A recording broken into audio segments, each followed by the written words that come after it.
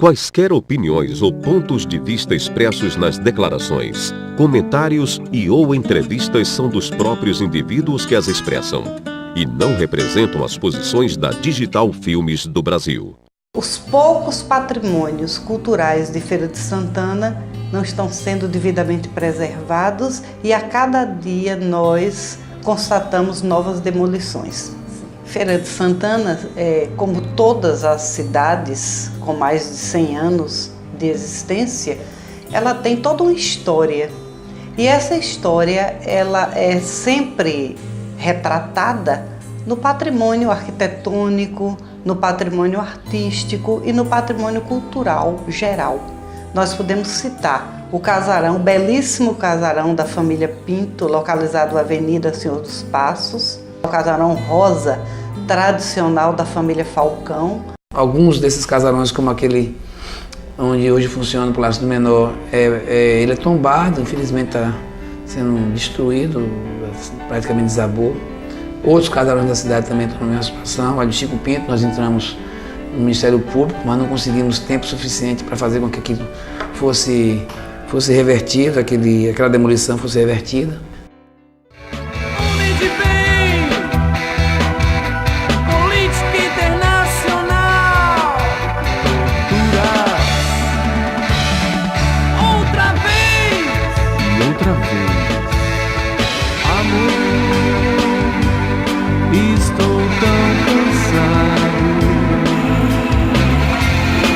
Estas coisas são tão tristes.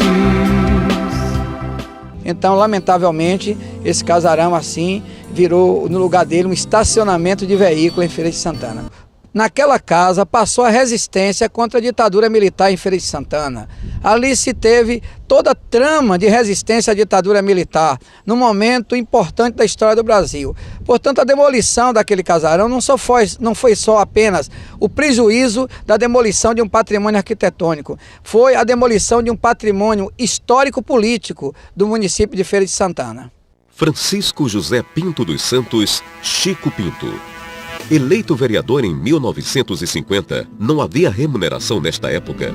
Requereu água e energia para a Feira de Santana no governo de Getúlio Vargas e teve apoio do ministro baiano Simões Filho. Posto médico e energia elétrica para o distrito de Humildes. Eleito prefeito de Feira de Santana em 1962, tomou posse em 7 de abril de 1963. Em 12 meses de governo, realizou 25 projetos importantes. Criação oficial do Ginásio Municipal Joselito Amorim. Mais de 10 prédios escolares foram construídos. Elaborou o primeiro Código Tributário. Execução do primeiro orçamento participativo no Brasil. Instalação da Farmácia do Povo. Instituição de feiras volantes nos bairros. Alfabetização pelo método Paulo Freire. Construção de lavanderias e chafarizes nos bairros. Asfaltamento da rua Marechal Deodoro. Elegeu-se deputado federal em 1970. Esteve preso e voltou à Câmara Federal em 1978. Absolvido no governo Geisel, sendo o deputado mais bem votado na Bahia. Lutou contra o golpe militar de 1964. Grande líder liberal que atuou em Feira de Santana.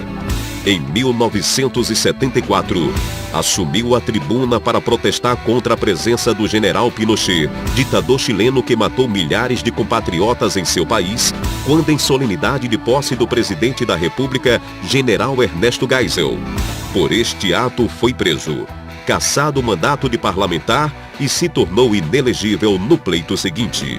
Também resultou no fechamento da Rádio Cultura em Feira de Santana por vários anos. Pela sua atuação, pela sua coragem, pelo seu destemor e fundamentalmente por defender causas que ultrapassavam as fronteiras do município, tanto é assim que ele foi cassado enquanto deputado exatamente por fazer uma crítica acerba, cáustica, à vinda do então ditador Augusto Pinochet do Chile, responsável pelo massacre de cerca de 30 mil pessoas no golpe de Estado do Chile em 1973. e defensor das riquezas nacionais contra a ditadura militar, não tanto pelo fato de ser uma ditadura, mas pelo fato de ser uma ditadura contra os interesses nacionais, lesiva aos interesses nacionais e absolutamente a favor da entrega das riquezas brasileiras à expoliação do capital internacional. Isso faz com que Chico Pinto se torne uma figura de projeção nacional e internacional.